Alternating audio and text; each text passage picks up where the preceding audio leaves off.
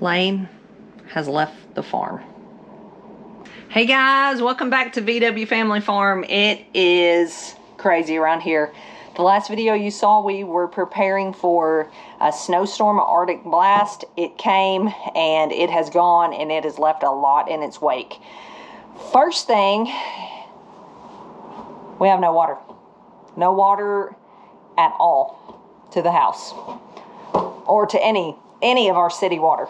Outside we have freeze-proof hydrants. Even some of those froze during this storm.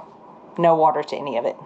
So let's go around. I'm going to show you how everything fared. Animals, property, everything. Adults, kids. And I'm going to just give y'all fair warning. The sound on this video may not be the best because it is blowing like crazy. It's in the 20s here still. This is midday. It's still in the 20s, and it's lots of wind.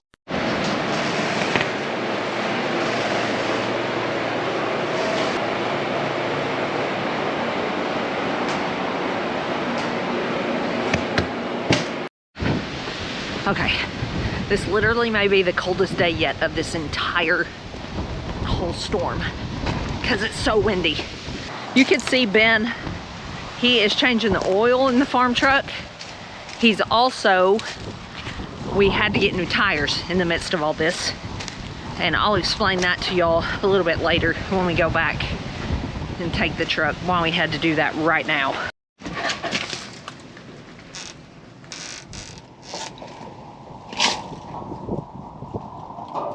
Okay, yet another problem that happened during this is our well pump that feeds water out to the cows and all throughout the pasture behind us, like a 100-acre field back here. We have like a mile of water line back through there. This pipe in this thing busted, you can see that. But the blessing, this is still working. So I need to water some animals up here at the house right now.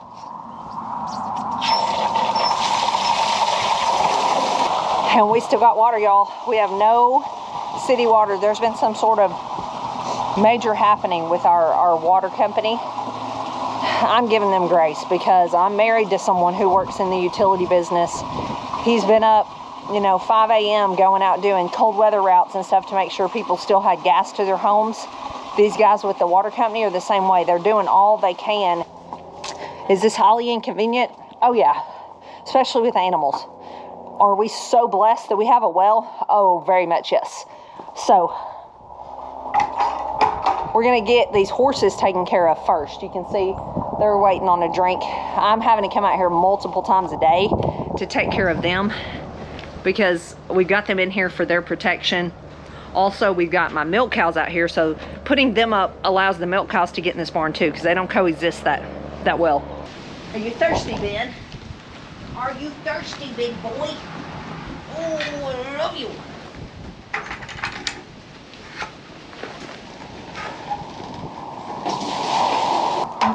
He's not really wanting water. He's wanting grain.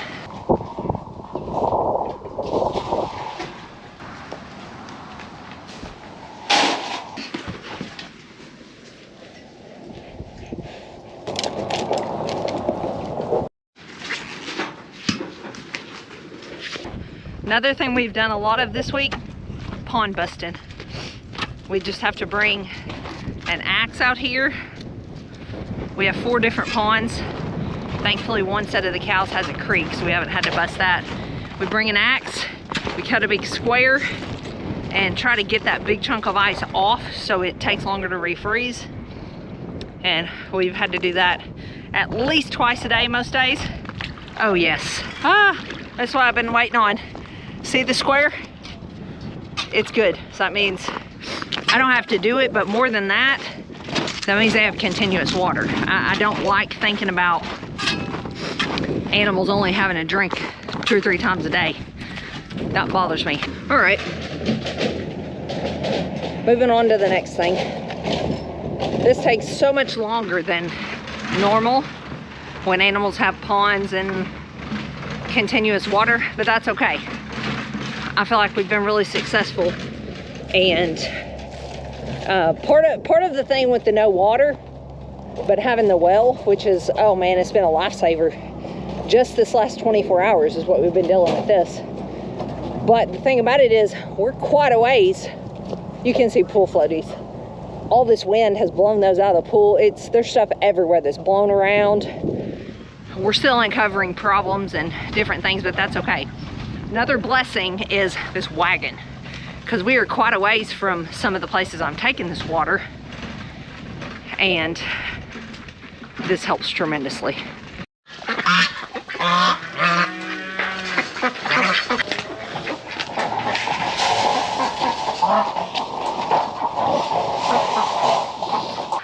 So we're expecting piglets any minute, basically.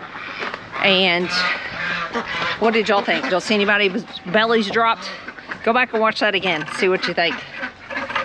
I don't see anybody.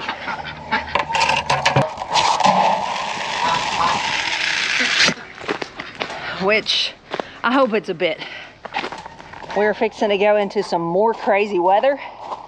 We're out of the snow and ice, I think, for the moment. It is January, so I'm not gonna say we're out of it for good, but we're out of it for the foreseeable future. But it's about to get crazy around here.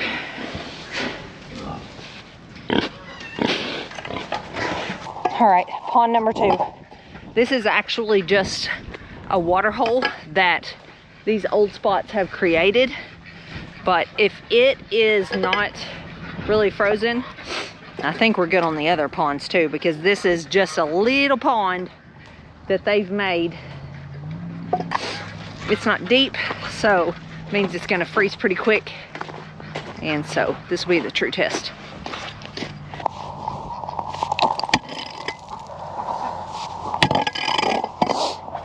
Well, I'm not gonna be able to do this while holding this camera, but as you can see, womp womp, it is frozen.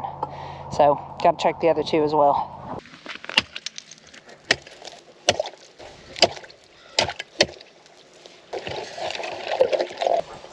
All right, fell in the process, but hey, got it done. You can see I chopped a square roughly, and then we either flip it out, the big chunk, or we push it under. In that case, it didn't want to flip out, so pushed it up under there so there's a big wide open hole. They'll find it. Animals can smell water. We do kind of try to lead them to it, but if you can't get them right to it, they will find it, I promise. Especially if they're thirsty. Now, it may take them getting thirsty, but it'll work itself out. Pond 3 was frozen, so we're heading to pond 4. You're probably gonna hear calves bawling because they want to be fed 24/7. I'm going out here with the feeder calves and different ones that are out here, weaned calves that we just weaned, going to break their pond. They're getting fed in the evening right before dark because that just helps them with staying warm all night. The warmth provided from feeding them peaks, I don't know, so many hours after they consume their feed. I'm talking hay, whatever they're eating. They're gonna come with me.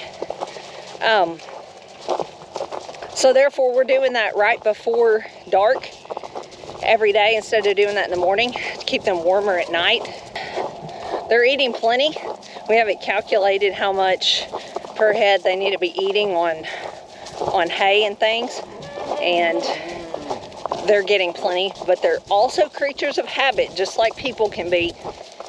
And when they see us out in the morning or hear us out in the morning, they'll be fine. They'll be laid up. As soon as they see us, start bawling, and you can see they're following me.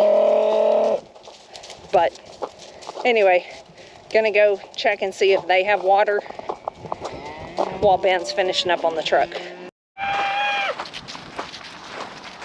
They're so funny. I feel like I'm leading like a kindergarten class. The big herd of cows, the mama cows and the bulls, they're at the back. They're like, when I say the back, they're like 1.5 miles from here, behind you guys. But they have a flowing creek. It's a pretty good sized creek that runs through this area.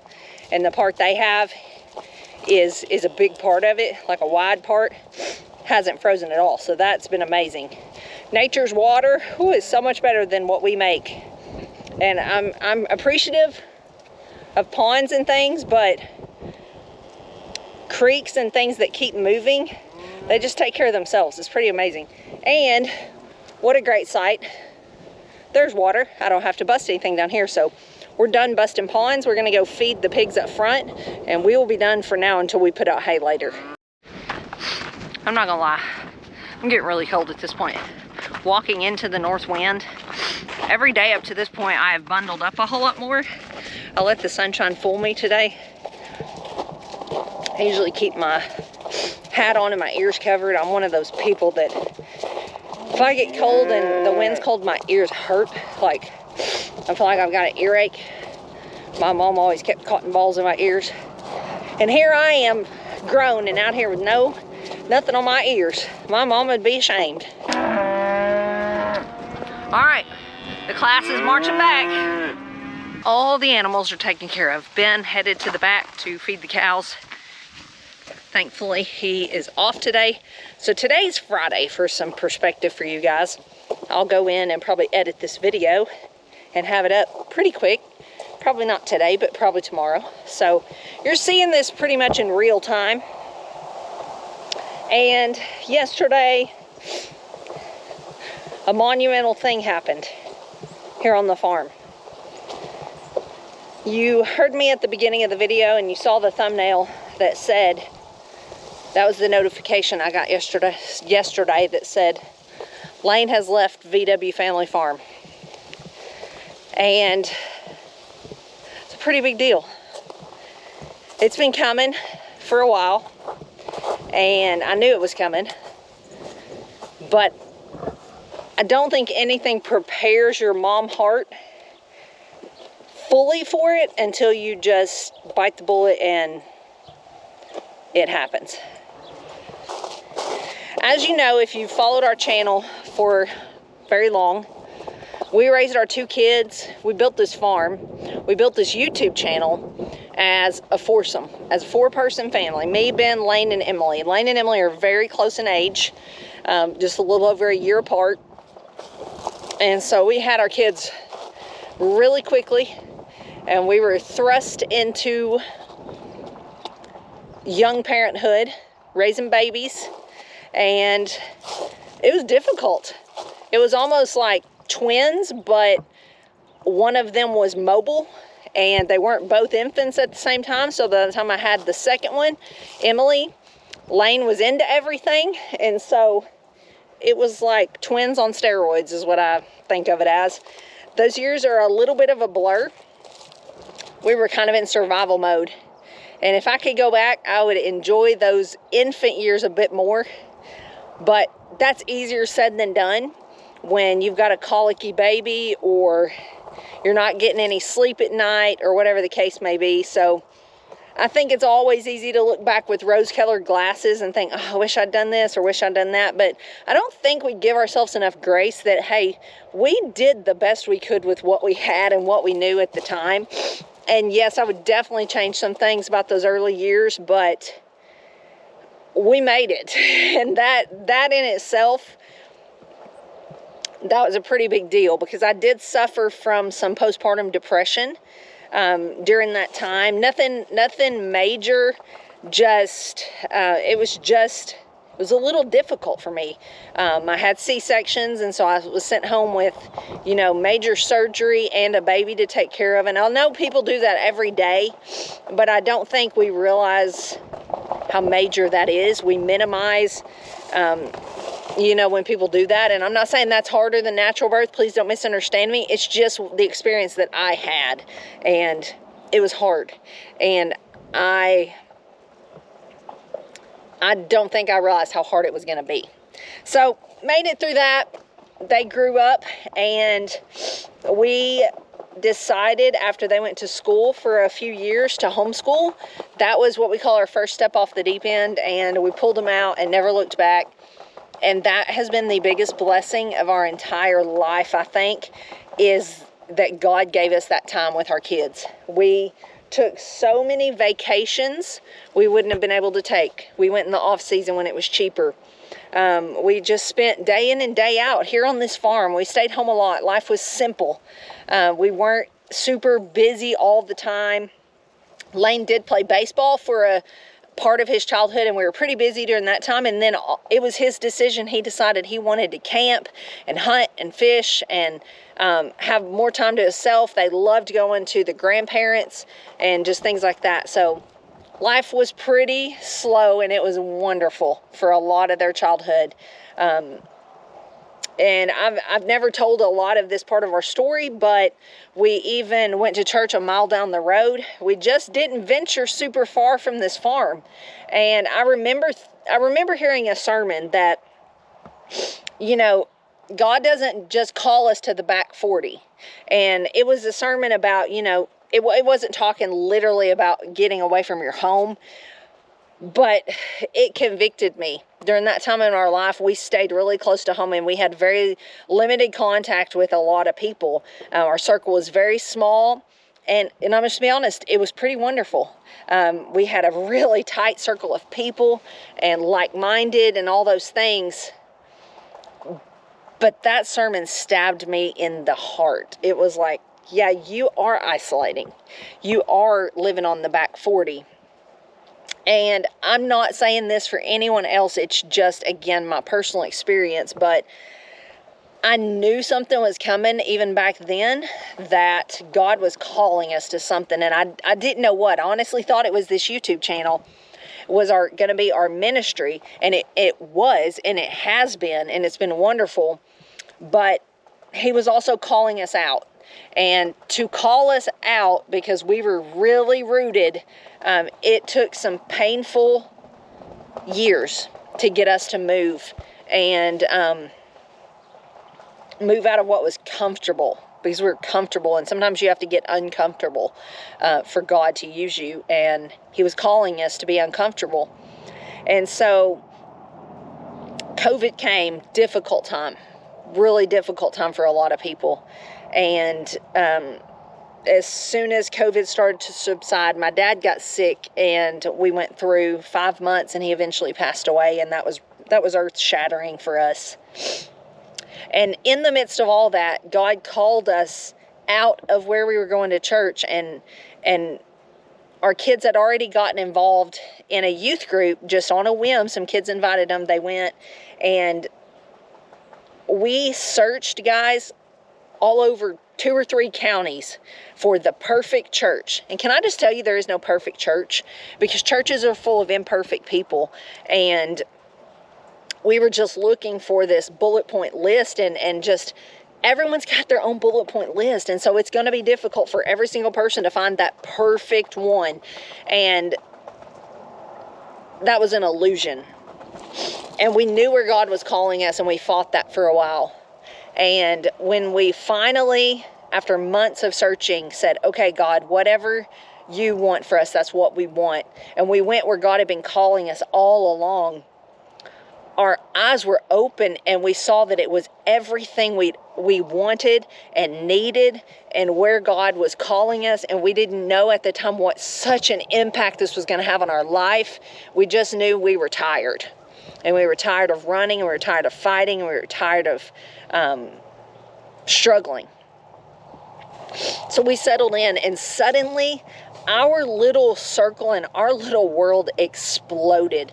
Lane and Emily found a group of friends that we never knew that they needed. Not all homeschooled, all different walks of life, all different races.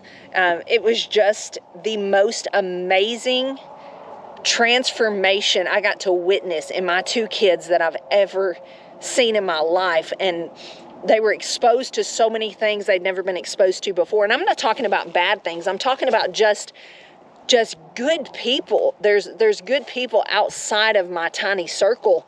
And I've always been an introvert. I was going to say a bit of an introvert. It's not a bit, a big introvert. I'm a big introvert. And even sometimes I get stressed thinking about being in social situations. And this pushed me to my max. This was a lot bigger church than we were used to.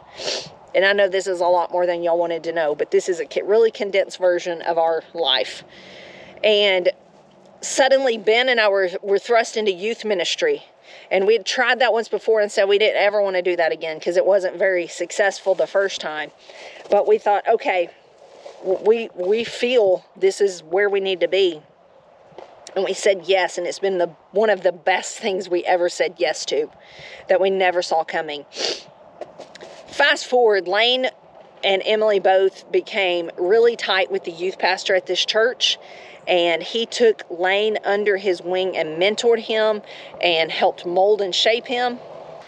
All we knew at the time is that Lane and Emily both had found a wonderful, wonderful godly couple to follow and to learn from. Ben and I learned from them, and it was just such a time of spiritual growth for us. And during that time, Lane and Emily both continued working here at the farm, and they both also took other jobs, part-time jobs. They're hard workers, and I will always believe that came from starting this homestead farm. It doesn't matter if all you can have is a couple chickens. Some chores do help kids become hard workers. It just really does, and especially if you are willing to reward them in some way monetarily or something for their hard work. I mean, you don't want to go to work all day or even, a part-time job and not get paid. Well, kids are the same way. So make sure they earn it, but I'm all for, paying them something, no matter what that is. Sometimes when they were growing up, that would be in experiences. That would be in going somewhere, or you're working to earn, spending money for camp or whatever the case may be. But, so all that time they're working here, they're really growing. We all are in this church. And then our world was rocked again. And the youth pastor we had all grown to know and love was called to be a full-time pastor. And it definitely had God's hand all in it, because this man is so anointed, and definitely could always see that was the direction he was heading. And they asked Lane at the church to be the interim youth pastor. So he has been the interim youth pastor for the past 6 months. And as of this past week, he was named the full-time youth/associate pastor. And it's been amazing to watch this all take place and unfold, and how God had his hand in it the whole time, even the hard times. You have to go through the valleys to get to the mountaintops, and those valleys are sweeter looking back on them, seeing how God was guiding us and leading us. And on top of all of this, at our church that we attend now, where Lane is now the youth pastor, he met a girl, and they are getting married in 4 months, and that has been amazing. Lane never dated. He just never did. He took a date to the homeschool prom once, and that's the extent of it. He was waiting on the right girl for him, and he has definitely found her. We love her so very much. And again, had we not stepped out of our comfort zone, he wouldn't even probably know her. And it's crazy how similar their lives parallel, how she was raised versus how he was raised. She was raised also on a farm. So many similar things to us. It's just amazing. And Emily went to church camp it's been a year and a half ago now, at our church we go to now again, and met a boy there. It's a church camp romance, and it is looking pretty serious as well. We have no date set or anything, but we love him so very much as well. So we have 4 kids now, basically, and it's awesome and amazing. And so Lane has found a place. His future wife is going to be a veterinarian. Super proud of her. So they had to find a place in between where she's in school and the church. And so he is going to live about 30 or 40 minutes from us. And it's official. He has moved out, and he is going to be working some part-time here. So that it won't be a whole lot, but you will probably be seeing him a little bit. He helped build this thing, and if this farm can help support him by him staying here, a little bit here and there, I feel like he deserves it at this point. And finally, the mess that is coming. We had to buy new tires for the truck. We had a horrible time last winter with about getting stuck. And as you can see, the ground is showing through behind me. We're about to be in a mud pit. We have very, very high chances of rain next week and warmer temperatures. And a lot of people are saying, oh, I'll take rain over snow and cold weather. It's been a lot easier this week in the frozen ground than it's going to be next week in the muddy ground. And so we had to get tires to get around in. Thankfully, another little blessing. Before Lane left, he got snowed in here for most of this past week. He was able to help me, and that was the time my heart needed. I'm okay with this, guys. I'm gonna be okay, and I'm still gonna see him. And I know there's so many parents grieving the loss of a child. In fact, we've lost someone in our circle of people close to us that her mama is grieving her right now, and her dad. And I'm reminding myself that your son is just moving out. You still have him. And so I can't sit around and feel sorry for myself. I'm good with this. It's the circle of life. It's what we raise them to do, is to go out and be independent. So it's going to be okay. But this next week is going to be a true test for me.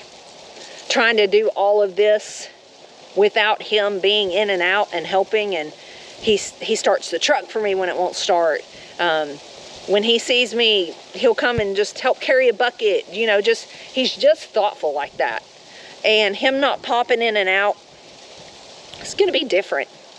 It's definitely going to be different. But when I am like, even start to remotely feel sad, I see him and his future wife, his sweet little future wife, and they're so excited that I don't want to bring them down. And so I want to get caught up in the excitement too, and this to be a good time, good memories to look back on. So we're in for a mess. You guys stay tuned. I hope it turns out well. Emily is still here working part-time, so she's going to be helping me. She also has a lot going on. She has 3 other part-time jobs. She's a hard-working gal, and she is saving money because she also has plans to get married sometime soon. So I'll keep you posted on that. I'm going to hop off here. I'm cold, and it's time to go in. I did want to mention, I showed you the flowers in my high tunnel. I lost some, but a lot survived. So we're about to be in full-time seed starting and flower planting mode. It's time to get cool weather crops, seeds started for those, broccolis and cabbages and all those things. It's time to get those things started, guys. So you'll be seeing a lot more of that. And if you think about it, just pray for us this next week in all this mud, because it's going to be a challenge. It's going to be more of a challenge than we've had in a while. I'll see you guys on the next one. Don't feel sorry for me. I'm so blessed. I'm so blessed. So I'll catch you guys on the next one. Thanks for tuning in, and thanks for watching. Thanks for caring. God bless.